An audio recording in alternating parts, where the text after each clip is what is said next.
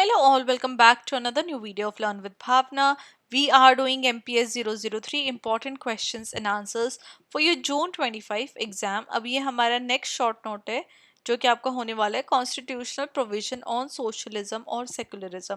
अब मैंने दोनों को एक ही क्वेश्चन में ऐड कर दिया है। मैंने यहाँ पे जो आपका क्वेश्चन बनाया है वो बनाया है on socialism and secularism in India, तो आपको दोनों कॉन्सेप्ट्स की क्लैरिटी यहाँ पे मिल जाएगी। तो ये क्वेश्चन डेफिनेटली शॉर्ट नोट में आ सकता है एक कॉन्सेप्ट के ऊपर, इधर सोशलिज्म और सेकुलरिज्म। बट जैसे मैंने आपको बताया पहले भी कि जो मैं आपको आंसर प्रोवाइड कर रही हूँ वो लॉन्ग फॉर्मेट में कर रही हूँ, बिकॉज यू नेवर नो, अगर ये लॉन्ग टाइप ऑफ क्वेश्चन भी आ जाता है तो आपके पास इनफ कंटेंट होना चाहिए टू राइट योर आंसर ना। जब हम इंडियन कॉन्स्टिट्यूशन की बात करते हैं तो हम एक ऐसी विजन की बात कर रहे हैं जो कि एक सोसाइटी को बिल्ड कर रहा है on the principles of justice, equality, liberty and fraternity. ये चार कॉन्सेप्ट्स, प्रिंसिपल्स आपको पता होने चाहिए हमारे इंडियन कॉन्स्टिट्यूशन के। तो दो इंपॉर्टेंट गाइडिंग प्रिंसिपल हैं जो इंडिया की कॉन्स्टिट्यूशन की फिलॉसफी को शेप करते हैं, वो है सोशलिज्म एंड सेकुलरिज्म। दो जो इंडिया का कॉन्स्टिट्यूशन है वो ओरिजिनली इन एग्जैक्ट वर्ड्स को यूज नहीं करता है, लेकिन ये हमेशा से हमारे कॉन्स्टिट्यूशन के स्पिरिट में हमेशा से हमें देखने को मिले हैं एंड लेटर ऑन इनको एक्सप्लिसिटली इंक्लूड भी किया गया था through different amendments. Now socialism in Indian constitution.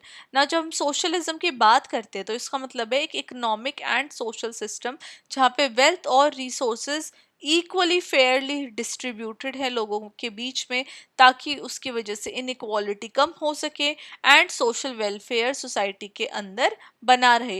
India के अंदर सोशलिज्म का मतलब ये नहीं है कि कंप्लीट स्टेट कंट्रोल होना, जो कि मार्क्सिस्ट सोशलिज्म में उन्होंने बोला है, लेकिन ये बात करते हैं विद इन इंडियन सोशलिज्म, बात होती है डेमोक्रेटिक सोशलिज्म की, जो कि इकोनॉमिक ग्रोथ को सोशल जस्टिस के साथ कंबाइन करके देखते हैं।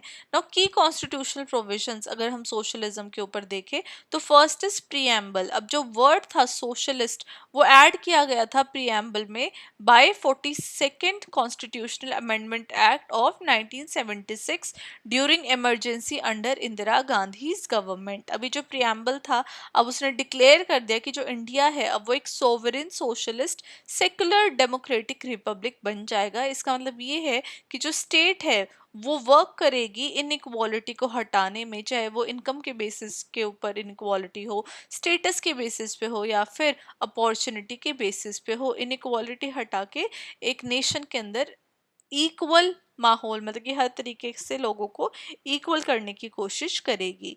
Now second is directive principle of state policy part 4।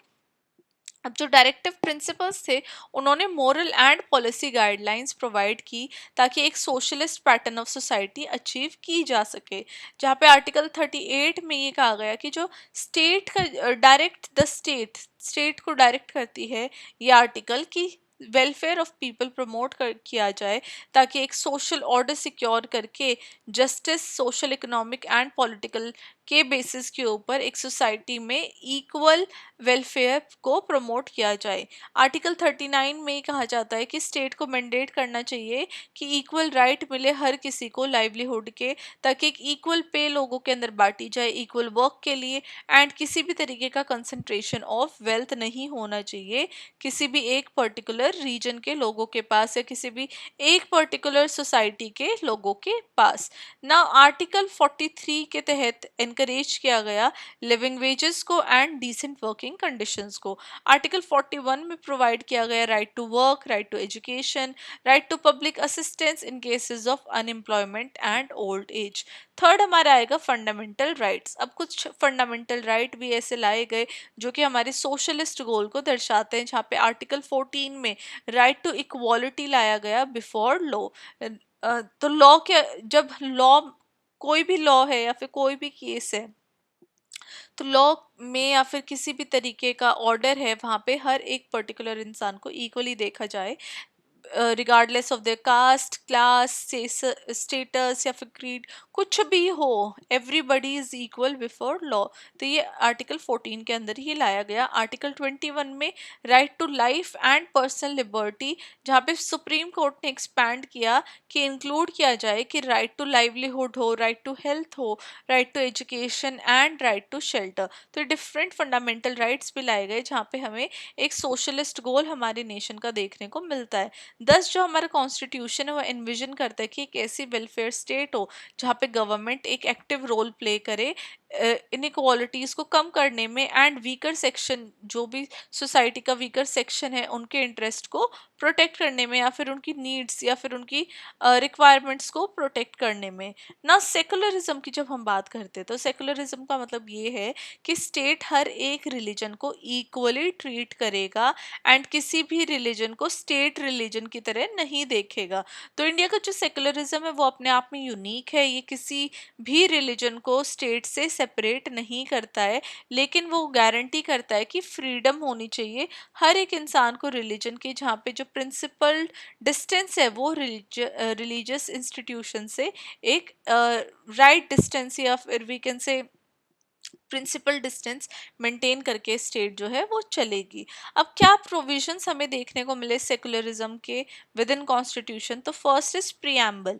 जैसे कि सोशलिस्ट है तो जो वर्ड सेकुलर था वो भी इंसर्ट किया गया प्रियम्बल में 42nd अमेंडमेंट के द्वारा 1976 में। ये हाईलाइट करता है इंडियन स्टेट की कमिटमेंट को कि जो हर एक रिलीजन है वो इक्वल है, एंड हर एक के टुवर्ड फेथ हमारी जो रिस्पेक्ट है वो हर एक फेथ के टुवर्ड इंडियन स्टेट की रिस्पेक्ट हमें देखने को मिलती है by adding the term secular in the preamble.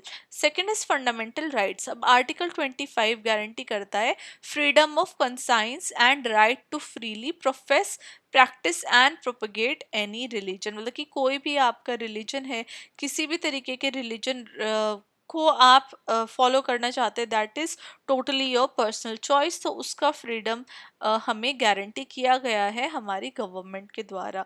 Second हमारा आएगा आर्टिकल 26, जो कि हमें प्रोवाइड करता है रिलीजियस डिनोमिनेशन, जहाँ पे राइट मिलता है हमारे खुद के रिलीजियस अफेयर्स को मैनेज करने का। आर्टिकल 27 प्रोहिबिट करता है स्टेट को फ्रॉम कंपेलिंग एनी पर्सन या फिर टू पे taxes for promoting any particular religion. तो कोई भी पर्सन किसी भी पर्टिकुलर रिलीजन को प्रमोट कर रहा है तो उसको जो स्टेट है उसको रोक नहीं सकती या फिर उससे टैक्सेस नहीं ले सकती on the basis of promoting any religion. Article 28 prohibit करता है रिलीजियस इंस्ट्रक्शन को in the government run educational institution. अब थर्ड आएगा इक्वालिटी एंड नॉन डिस्क्रिमिनेशन। अब आर्टिकल 14 यहाँ पे आ जाता है, जहाँ पे आर्टिकल 14 में बात होती है कि right to equality before the law, जैसे हमने प्रीवियस मतलब कि थ्रू सोशलिस्ट में भी पढ़ा था। तो ये आर्टिकल 14 मैंने यहाँ पे क्यों लिखा है, बिकॉज आपका कोई भी रिलीजन हो, you are all equal before the law, sorry we all are equal before the law. तो ये आर्टिकल 14 हमें गारंटी करता है राइट। आर्टिकल 15 बोलता है कि किसी भी तरीके का डिस्क्रिमिनेशन नहीं होगा, whether it you are coming from a different religion, race, caste, sex और place of birth, everybody is equal. अब जो सुप्रीम कोर्ट है उसने सेकुलरिज्म को एक part of basic structure of constitution की तरह अपहेल्ड किया है in the famous Kesavananda Bharati case, जहाँ पे ये मतलब है कि parliament can not amend the constitution to make India a theocratic state. तो जो इंडिया है वो एक सेकुलर स्टेट डेफिनेटली बना रहेगा। ये हमारे जो सुप्रीम कोर्ट है वो सेकुलरिज्म को होल्ड करता है एक बेसिक स्ट्रक्चर ऑफ कॉन्स्टिट्यूशन।